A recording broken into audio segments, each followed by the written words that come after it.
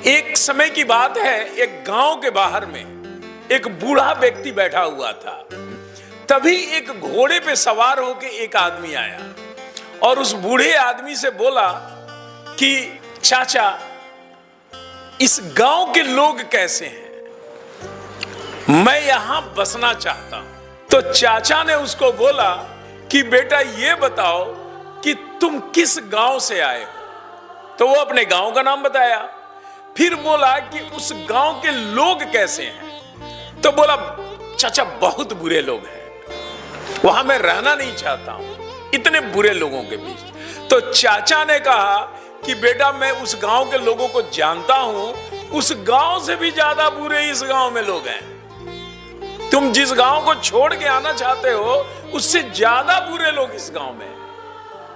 अभी इतना कहा था कि एक बैलगाड़ी आ गई, बैलगाड़ी का जमाने की बात कर रहे हैं, और उसमें एक परिवार पूरा बैठा हुआ था।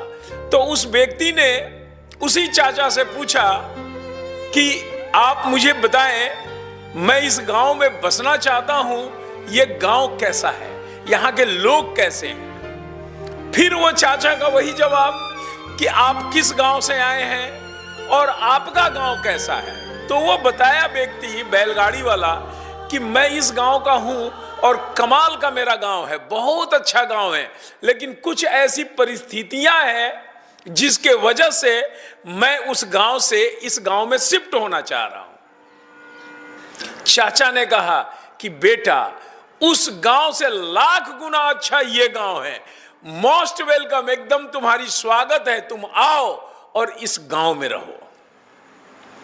अब तो घोड़े वाला परेशान।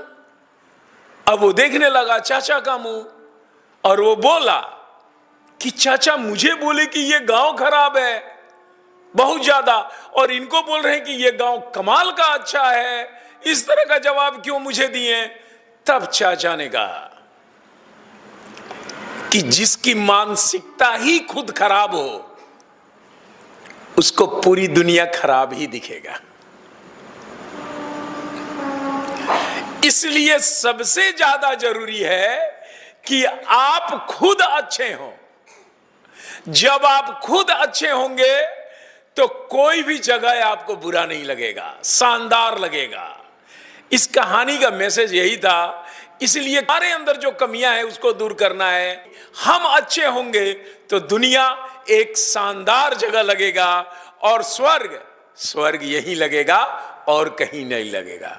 लेकिन हम दूसरों को गलती कहते हैं और अपनी गलती को पहचानते नहीं हैं।